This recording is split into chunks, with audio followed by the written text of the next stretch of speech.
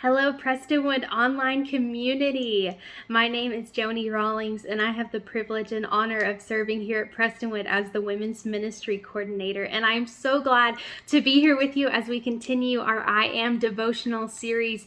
I know that last week Jordan taught on Jesus' statement in John 10, where he says, I am the good shepherd. And so we're going to continue that in John 11 with another I am statement where Jesus says, I am the resurrection and the life. And so before we dig into John 11, I do want to set the stage a little bit and kind of tell you where we are. So Jesus had just finished talking about the Good Shepherd and how he is the Good Shepherd. And so he and his disciples then travel to Jerusalem for the Feast of Dedication, and then it is there that there are Jews that are plotting to arrest and kill Jesus, and so he and his disciples travel back over the Jordan from Jerusalem, and then they receive a message from two sisters. And these two sisters are Mary and Martha. Now, if you've read your Bible a little bit, then these names might sound familiar, especially if you've read John 12, one chapter over.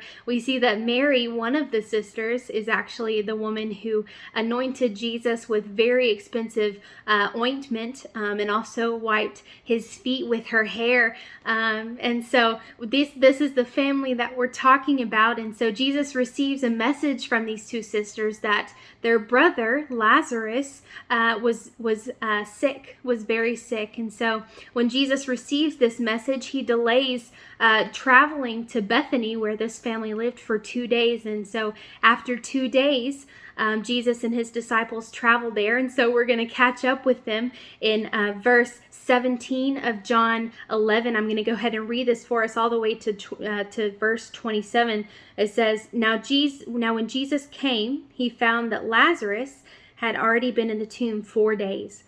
Bethany was near Jerusalem, about 2 miles off, and many of the Jews had come to Martha and Mary to console them concerning their brother. So when Martha heard that Jesus was coming, she went and met him, but Mary remained seated in the house. Martha said to Jesus, Lord, if you had been here, my brother would not have died. But even now I know that whatever you ask from God, God will give you. Jesus said to her, Your brother will rise again. Martha said to him, I know that he will rise again in the resurrection on the last day. Jesus said to her, I am the resurrection and the life. Whoever believes in me, though he die, yet he shall live. And everyone who lives and believes in me shall never die. Do you believe this? She said to him, Yes, Lord, I believe that you are the Christ, the Son of God, who is coming into the world. Now, I want to point out two things in these scriptures. Number one, what Martha did as soon as she heard that Jesus was coming. She ran. She ran to Jesus, and in her sorrow and in her despair, remember, her brother had just passed away. She cries out to him and says, Lord, if you had been here, my brother would not have died. Now, I don't think this is a condemning statement. I don't think that she was reprimanding him, because she knows who Jesus is. We see that in the following verses. In verse 27, she says, I believe you are the Christ. So she knows who Jesus is. I don't think she's condemning him, but in her sorrow, she's crying out to him. I know that I've done that in my life. There's been situations in my life where I've had severe sorrow and I've had to run to Jesus and just cry out to him and just say, why, Lord? Why? And I'm sure you've experienced that as well. But she cries out to him and believed who he is. She knew who he was, but she still cried out to him. The other thing I want to point out is in verse 25 when Jesus says, I am the resurrection and the life. Now that is interesting wording, right? Because we know that's something Jesus did, right? We celebrated Easter a couple of weeks ago. We celebrated Jesus's resurrection from the grave, and we're so grateful for that reminder of the salvation that we have because of his resurrection. But he says it here, I am. That's an identifying statement. He says that as part of his identity. I am the resurrection and the life, because that's who he is. And so I want to encourage you today with two things.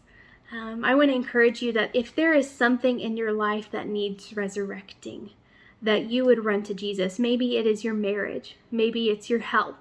Maybe it's your finances. Maybe it's your family. Maybe it's a brother or a sister. Maybe whatever it may be, whatever in your life is needs resurrecting, whatever you're struggling with, I want to challenge you to run to Jesus. That's what he wants. He wants you to run to him and believe him.